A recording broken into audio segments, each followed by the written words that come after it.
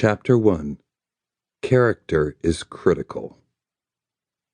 What is character but the illumination of incident? And what is incident but the illumination of character? Henry James.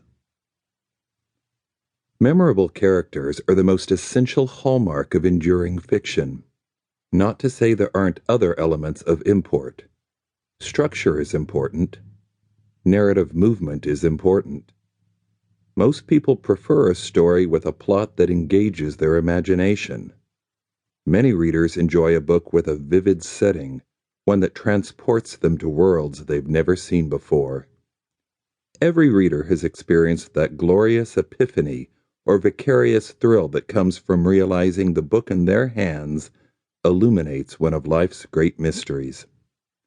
Who hasn't laughed or cried over a book that produced a spectacular emotional experience that made you feel better about humankind? But it all starts with character. If people aren't interested in your main character, nothing else matters. You can put the protagonist through all kinds of emotional trials. We will not feel for him. You can run your character through breathtaking cliffhangers, amazing daring-do, and the narrowest of escapes. No one's heart will beat any faster. You can address the great themes, but it will come off as a lecture.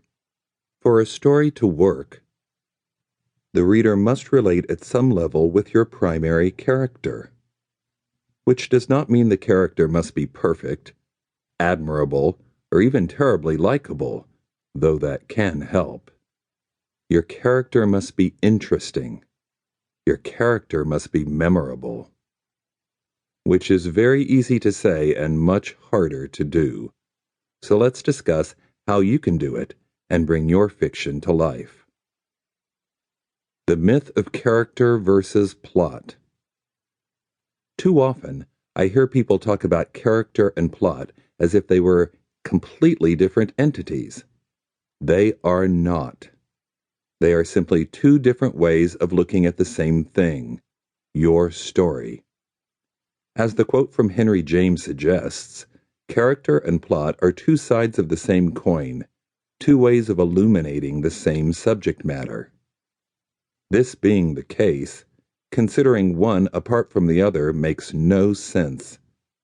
Too often, snobby creative writing classes teach that some fiction is character-driven and some fiction is plot-driven. Wrong. All fiction is character-driven. All of it. Even books you may think have paper-thin characterization but rip-snorting plots. They are all character-driven. I have written many books featuring the character Ben Kincaid, a likable nebbish of a lawyer, driven but emotionally repressed, caring but perpetually awkward around other people, especially women. The first book in the series, Primary Justice, was a straightforward mystery novel. In later outings, I added more courtroom drama and later still more thriller elements. But every book involved some mysterious death, and every book involved Ben Kincaid figuring out who did it. So perhaps you will not be surprised that critics often refer to crime fiction as plot-driven. Now ask yourself this question. Why would anyone pick up the 18th book in a plot-driven crime series? Are they so desperate to read about another murder? Is there any question about whether the mystery will be solved? Is it the orgasmic thrill they get when they hear Ben's stirring closing arguments? I don't think so, though that might boost my sales figures. No, the only reason people would pick up the 18th book in any series is because they care about the character. They like spending time with him, and they want to see what happens to him next.